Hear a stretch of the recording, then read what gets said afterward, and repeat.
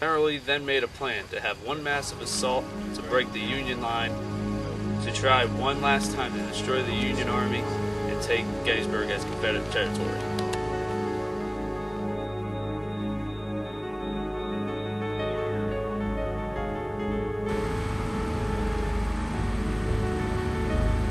Our last stop of the tour is here at the high water mark, also known as Pickett's Charge.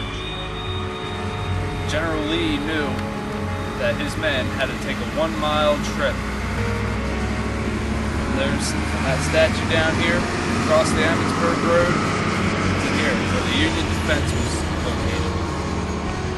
And he knew a lot of men were going to die because, one, they had to cross over the Emmitsburg Road fence, and up here there's cannon emplacements, infantry hiding right behind this little rock wall. So what he did, he took half of his artillery from the whole Confederate Army, lined it up the tree line down there, aiming at this spot, at this clump of trees right here. Those clump of trees represent the Union's center.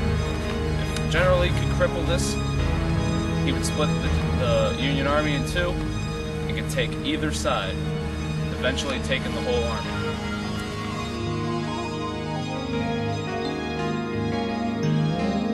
In the afternoon, Confederate cannons opened up on the Union defense. Shortly after, Union cannons started shooting back. There was a 2-hour bombardment. After all cannons ceased fire, the Confederate Army stepped out from that tree line, and over 15,000 men marched across this 1-mile strip of battlefield, and 8 led from the Union guns all the way.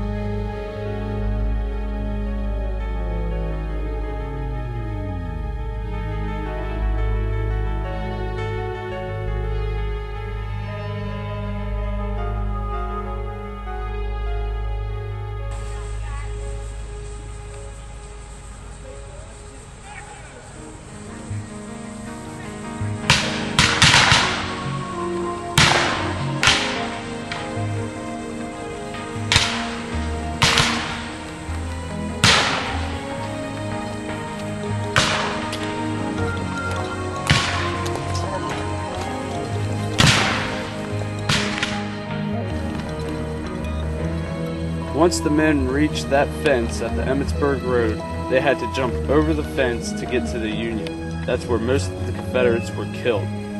Then the men charged up and over this stone wall where the Union had dug in and had their last stand with the Confederates. After intense hand-to-hand combat, what was left of the Confederate Army was ordered to retreat back across the field. And once more, the Confederate Army was defeated by the Union.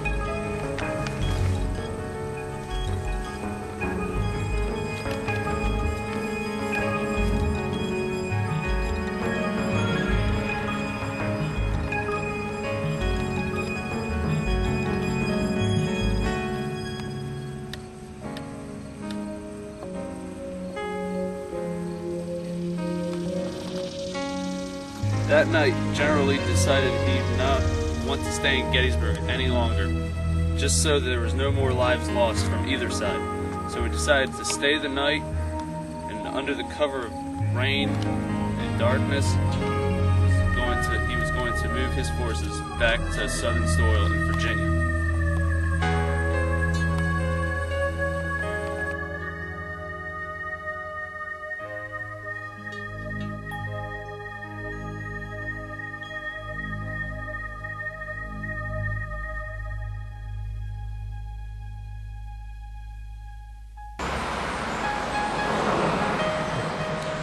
Both sides, north and south, were too exhausted to do any more but bury the dead and tend to their wounded.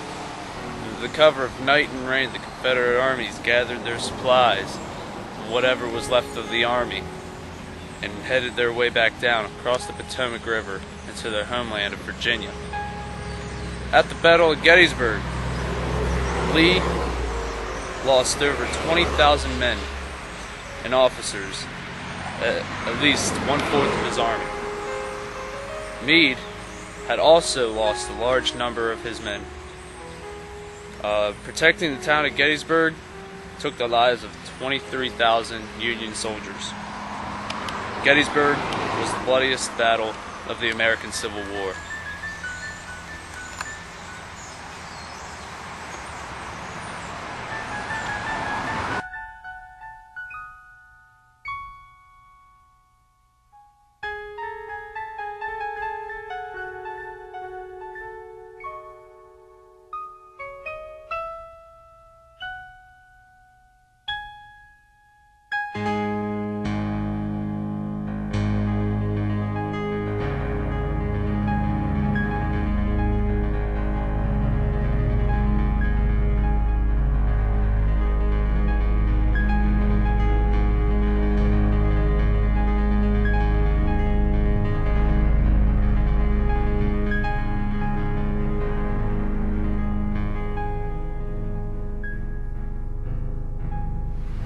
Well, this concludes today's tour of the Gettysburg Battlefield. I hope you enjoyed yourself and enjoyed the tour. I hope this can help anyone who is interested in the Civil War with their future studies. I'm Brandon Sowers. Thanks for watching.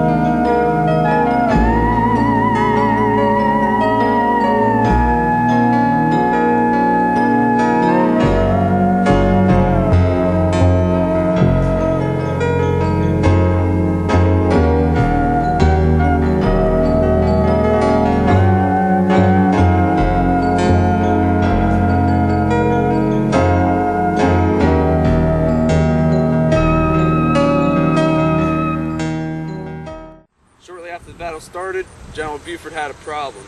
His men were being killed off in... I'm stuttering way too much.